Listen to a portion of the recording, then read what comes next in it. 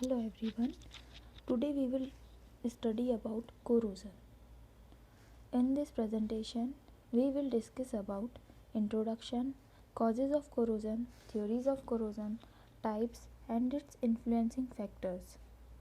सबसे पहले देखते हैं कि corrosion क्या होता है. It is the spontaneous destruction of metal by chemical, electrochemical और biochemical reaction with environment.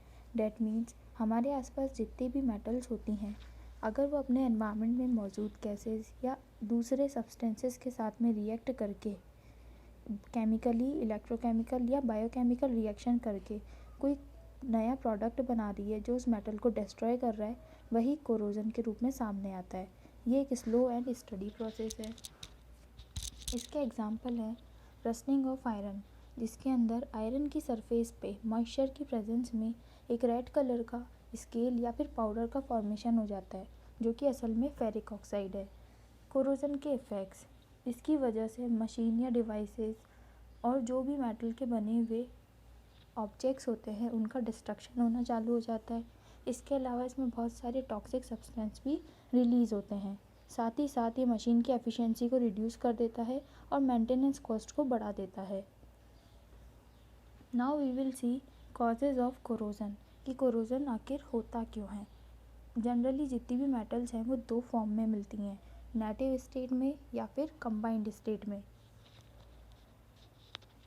Native state का मीनिंग है कि अर्थ के क्रस्ट में मिलने वाली बहुत सी ऐसी मेटल्स हैं जो नॉन रिएक्टिव होती हैं.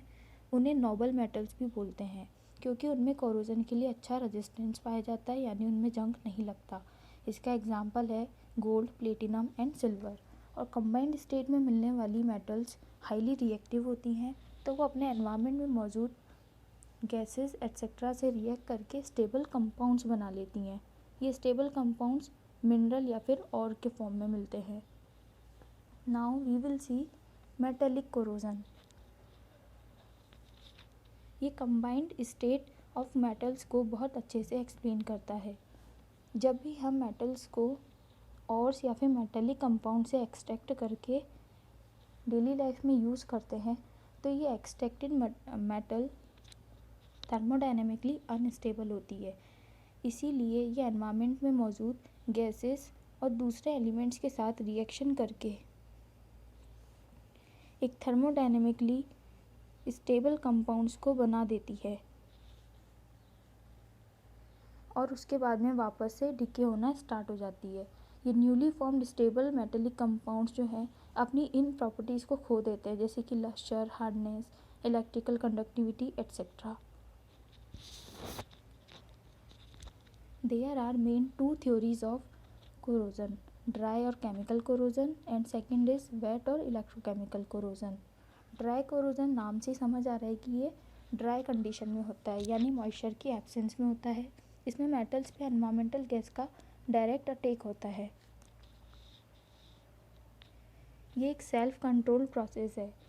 इसके अंदर ये एनवायरमेंटल गैसेस अटैक करती हैं oxygen, halogen, sulphur dioxide, nitrogen etcetera. साथ ही साथ इसकी वजह से आयरन की सरफेस पे एक माइल्ड स्केल का फॉर्मेशन हो जाता है. जबकि इलेक्ट्रोकेमिकल कोरोजन के अंदर इलेक्ट्रोलाइट या किसी तरह के मॉइस्चर की प्रेजेंस होना ज़रूरी है, जिसकी वजह से मेटल की सरफेस पे एनोडिक और कैथोडिक रीजन बन जाते हैं. ये कंटिन्यू प्रोसेस है. इसका एग्जाम्पल है rusting of iron in moisture. अब हम देखेंगे ड्राई या केमिकल कोरोजन के टाइप्स. क्योंकि ये एनवायरमेंटल गैसेस के मेटल के ऊपर अटैक होने से होता है, तो अगर ऑक्सीजन के थ्रू अटैक हो रहा है तो ये फर्स्ट टाइप है बाय ऑक्सीजन और ऑक्सीडेशन. जब मेटल पर ऑक्सीजन मॉइस्चर की एब्सेंस में अटैक करती है तो ये कोरोजन होता है. लिथियम, सोडियम, मैग्नीशियम जैसी मेटल लो टेम्परेचर पे, जबकि बाकी सभी मेटल्स हाई टेम्परेचर पे ऑक्सीडाइज हो जाती हैं. इसका मैकेनिज़्म कुछ इस तरह से है कि जो मेटल है वो अपने इलेक्ट्रॉन्स को डोनेट कर देता है और पॉजिटिव आयन बनाता है, जबकि ऑक्सीजन इस इलेक्ट्रॉन को एक्सेप्ट करके ऑक्साइड बनाता है. तो ये मेटल आयन और ऑक्साइड आपस में रिएक्शन करके मेटल के ऑक्साइड्स बना देते हैं, जो कि मेटल की सरफेस पे ऑक्साइड फिल्म के रूप में पाए जाते हैं. ये लेयर 3 तरह की हो सकती है, स्टेबल, अनस्टेबल और porous layer. Stable layer surface पे प्रोटेक्टिव नेचर की होती है, टाइटली अटैच्ड होती है और स्टेबल होती है, जबकि अनस्टेबल लेयर नोबल मेटल्स के साथ बनाई जाती है। क्योंकि नोबल मेटल ऑक्साइड के फॉर्म में रहती नहीं है, तो ये वापस से मेटल और ऑक्सीजन में डिकम्पोज हो जाती है। जबकि पोरस लेयर में क्रैक्स पाए जाते हैं, जिसकी वजह से ऑक्सीजन इसमें एंटर करके वापस से कोरोजन को कंटिन्यू रखती है और मेटल को डिस्ट्रॉय कर देती है।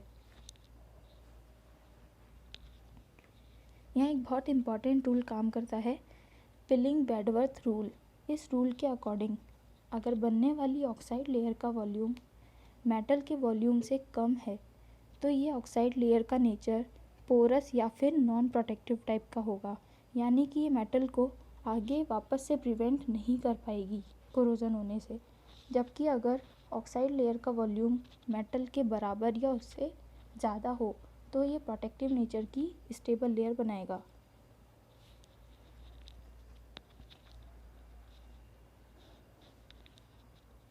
ड्राई केमिकल का सेकंड टाइप है हाइड्रोजन एम्ब्रिटलमेंट, यानी कि जब मेटल हाइड्रोजन एनवायरनमेंट के एक्सपोज में आती है, तो इसकी वजह से होने वाला कोरोजन हाइड्रोजन एम्ब्रिटलमेंट की कैटेगरी में आता है। यहाँ आयरन हाइड्रोजन सल्फाइड से रिएक्शन करती है और उसके बाद हाइड्रोजन सल्फाइड से रिएक्शन करके आयरन सल्फाइड बनाती है और एटॉमिक हाइड्रोजन के मॉलिक्यूल्स को फ्री करती है।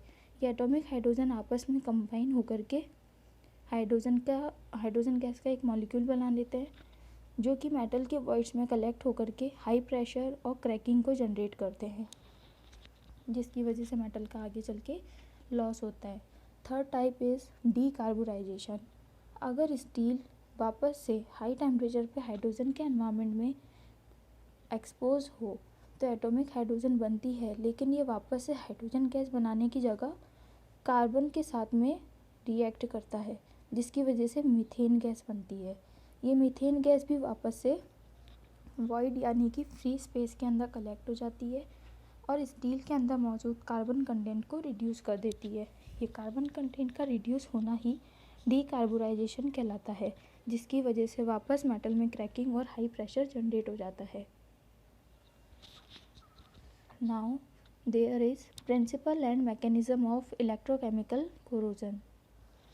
This process involve formation of anodic and cathodic area, presence of a liquid electrolyte, यानी कि जिस मेटल का कोरोजन होना होता है उसके ऊपर एनोडिक तथा कैथोडिक ये दो तरह के एरिया फॉर्म हो जाते हैं, और ये केवल एक इलेक्ट्रोलाइट या किसी तरह के लिक्विड सॉल्यूशन की प्रेजेंस में ही होता है।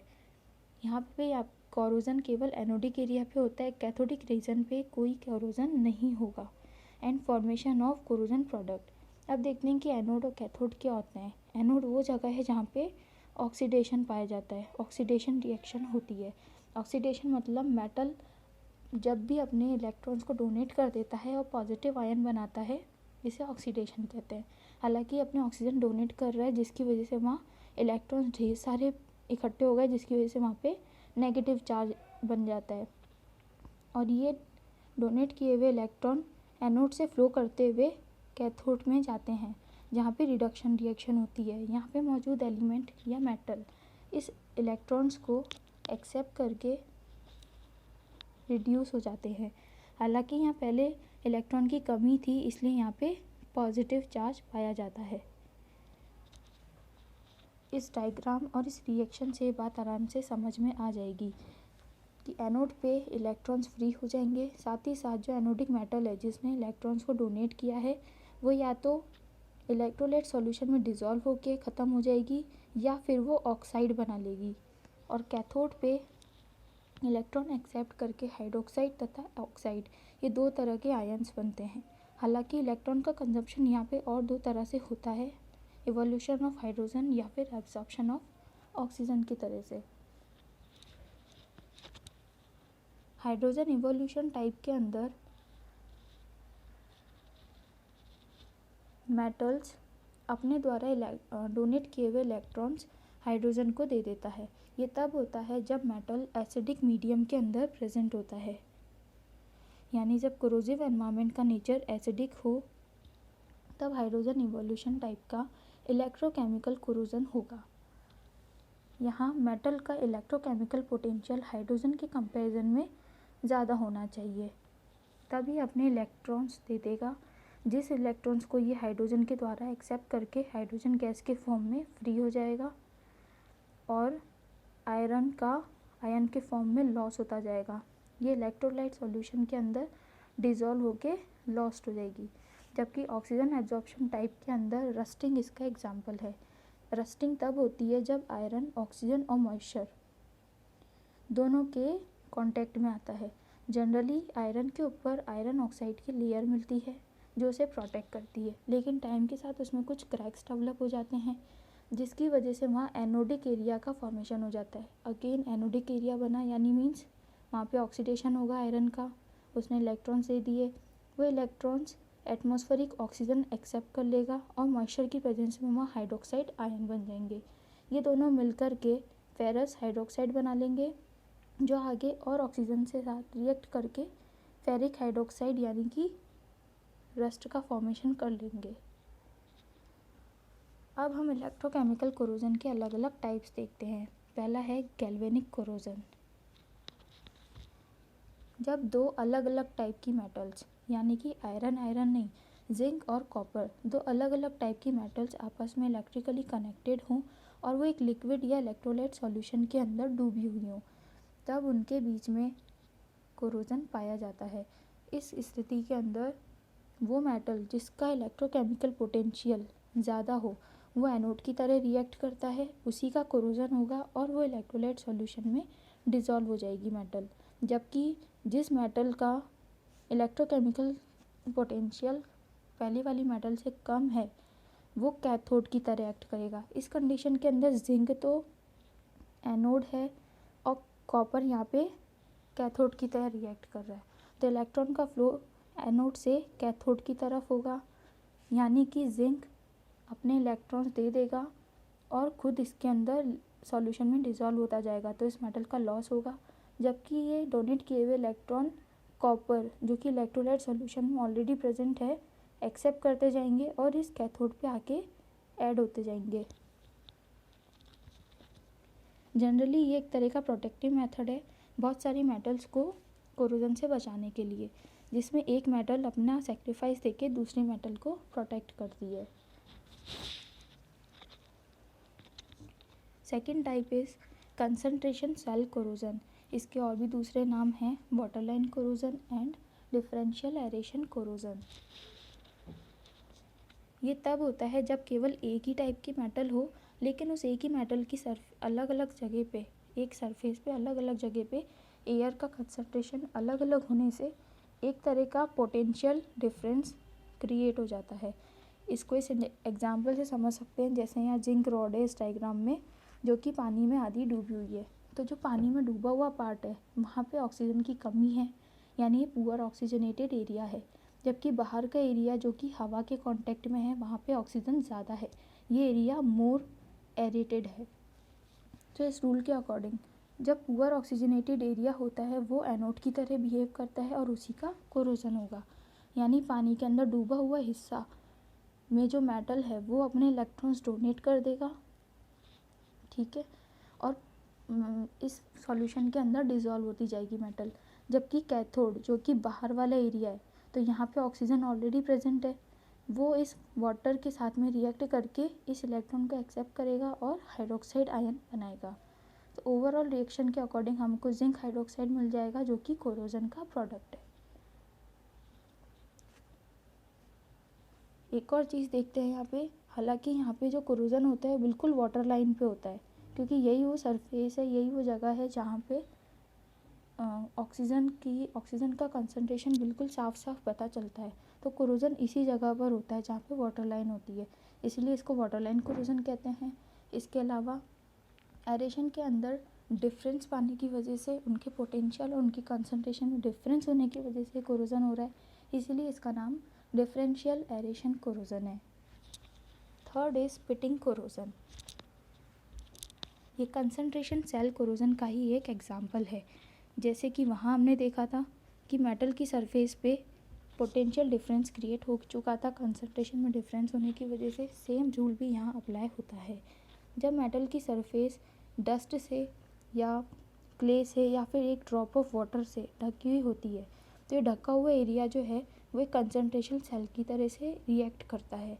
ये ढका हुआ एरिया कम ऑक्सीजन के कांटेक्ट में होता है और अगेन एनोड की तरह एक्ट करेगा, तो इसी का कोरोजन होगा और यहीं पर ही इसका ऑक्सीडेशन होगा। इस रिएक्शन के अकॉर्डिंग आयरन अपने इलेक्ट्रॉन्स डोनेट करके फेरस आयन बनाएगा, जबकि बाहर का ये एरिया जो कि कैथोड की तरह एक्ट कर रहा है जहाँ पे ऑक्सीजन ज़्यादा है, तो ये ऑक्सीजन और मॉइस्चर की प्रेजेंस में इन इलेक्ट्रॉन्स को जो कि यहाँ से डोनेट किए गए हैं उन्हें एक्सेप्ट करके हाइड्रोक्साइड आयन बनाएगा। Further ferrous and hydroxide ion मिलके फेरस हाइड्रोक्साइड बनाएंगे जो कि हमारा कोरोजन का प्रोडक्ट है। Fourth is crevice corrosion. ये सभी भी कंसंट्रेशन सेल कोरोजन के ही टाइप्स हैं। ये generally bolts, nuts, rivets, joints जो कि डोर विंडोज़ में मिलते हैं उन सभी में देखने को मिलता है। Generally metallic and non metallic materials के बीच जब कोई लिक्विड आता है और उनके बीच में क्रैक डेवलप हो जाते हैं, उस वजह से वहाँ पे भी एनोडिक और कैथोडिक रीजन बन जाते हैं जिसकी वजह से कोरोजन कैरी ऑन होता है। अब हम देखते हैं फैक्टर्स जो कि कोरोजन को अफेक्ट करते हैं, या तो उसको घटा देते हैं या फिर उसे बढ़ा देते हैं। ये दो तरह के फैक्टर्स हैं, nature of metal and nature of corroding environment. Nature of metal के अंदर ये सारे पॉइंट्स आते हैं। फर्स्ट है फिजिकल स्टेट। इसके अकॉर्डिंग जब मेटल के ग्रेन का साइज़, यानी कोई मेटल है अगर उसका साइज़ बहुत छोटा सा है तो वो आसानी से कहीं पे भी डिज़ोल्व हो जाएगा और उसका कोरोजन बहुत जल्दी हो जाएगा, जबकि मेटल की सरफेस अगर बड़ी है और कंपैरेटिवली इसका साइज़ ज़्यादा है तो उसका कोरोजन होने की पॉसिबिलिटी काफ़ी कम हो जाती है। सेकंड है स्ट्रेस। स्ट्रेस का मतलब अगर वहाँ पे टेम्परेचर और प्रेशर बहुत ज़्यादा है किसी मेटल पे नॉर्मल कंडीशन के कंपैरिजन में, तो वहाँ पे भी कोरोजन होने की पॉसिबिलिटी बढ़ जाती है। Second point is purity of metal. That means जैसे कि नेटिव मेटल्स के अंदर देखा गया कि वो मेटल्स प्योर फॉर्म में मिली हुई थी या नॉन रिएक्टिव स्टेट में थी, इसलिए उनका कोरोजन नहीं हुआ। लेकिन जैसे जैसे किसी मेटल में इम्प्योरिटी बढ़ती जाती है उसमें कोरोजन भी बढ़ जाता है। Third is over voltage. Over voltage is inversely proportional to corrosion, यानी जिस मेटल का ओवर वोल्टेज कम होगा उसका कोरोजन ज़्यादा होगा। Then relative area of cathode and anode. That means जब मेटल पे दो तरह के रीजन बन रहे हैं, एनोड और कैथोड, तो उनका साइज़ कितना है, उनका दोनों का साइज़ बिल्कुल बराबर है एक दूसरे के या कम या ज़्यादा है, इसके अकॉर्डिंग इसका प्रिंसिपल है। अगर एनोडिक एरिया कैथोडिक एरिया के कंपैरिजन में छोटा है या स्मॉलर है तो वहाँ पे रेट ऑफ कोरोजन बढ़ जाएगा। लेकिन अगर ये दोनों एरिया एक दूसरे के बराबर है कि एनोडिक एरिया भी सेम उतने ही साइज़ का है जितना कैथोडिक एरिया है, तो कोरोजन फिर भी काफ़ी कम स्पीड से होगा। और अगर एनोडिक एरिया काफ़ी बड़ा है और कैथोडिक एरिया कम है तो भी कोरोजन की स्पीड और भी कम हो जाएगी। ठीक है। Next other factors are nature of surface film. Nature of surface film वही है जो ऑक्साइड लेयर्स बनी थी, स्टेबल लेयर, अनस्टेबल लेयर या फिर porous layer. And then solubility of corrosion product. Next है नेचर ऑफ कोरोडिंग एनवायरनमेंट, कि जो कोरोजिव एनवायरनमेंट है जिस भी ड्राई कंडीशन में या लिक्विड कंडीशन के अंदर मेटल सरफेस पड़ी हुई है जहाँ पे वो मॉइस्चर से या एनवायरनमेंट की गैस से कांटेक्ट में आ रहा है, वहाँ का नेचर किस तरह का है, तो वो डिपेंड करता है उसके टेम्परेचर पे। अगर टेम्परेचर बढ़ता जाता है तो कोरोजन भी बढ़ेगा। ह्यूमिडिटी, अगर ह्यूमिडिटी या मॉइस्चर की मात्रा भी बढ़ती जा रही है तो वो भी कोरोजन को बढ़ाएगा। नेक्स्ट है प्रेजेंस ऑफ इम्प्योरिटीज़। बहुत सारे कोरोजिव गैसेस जैसे CO2, H2S, SO2 और fumes of HCl and H2SO4 ये भी कोरोजन को बढ़ाने में ही हेल्प करते हैं। Fourth point is suspended particles. For example compounds of electrolytes like NaCl, charcoal etcetera ये सब भी कोरोजन को बढ़ाते हैं, क्योंकि ये मॉइस्चर को एब्जॉर्ब कर लेते हैं। साथ ही साथ कुछ ऐसे भी इलेक्ट्रोलाइट्स या सस्पेंडेड पार्टिकल्स होते हैं जो बहुत सारी गैसेस को एब्जॉर्ब कर लेते हैं। तो अगर इन गैसेस को एब्जॉर्ब करेंगे तो ये कोरोजिव एनवायरनमेंट के नेचर को एसिडिक बनाएंगे या उसकी पीएच को, उसकी प्रॉपर्टीज़ को चेंज करेंगे, जो कोरोजन को बढ़ावा ही देगी। And last point is pH. Generally acidic media जो होता है, ये एसिडिक एनवायरनमेंट है, वहाँ पे कोरोजन बहुत ज़्यादा होता है, जबकि एल्कलाइन और न्यूट्रल मीडिया के अंदर कोरोजन की स्पीड कम हो जाती है। So this is all about corrosion.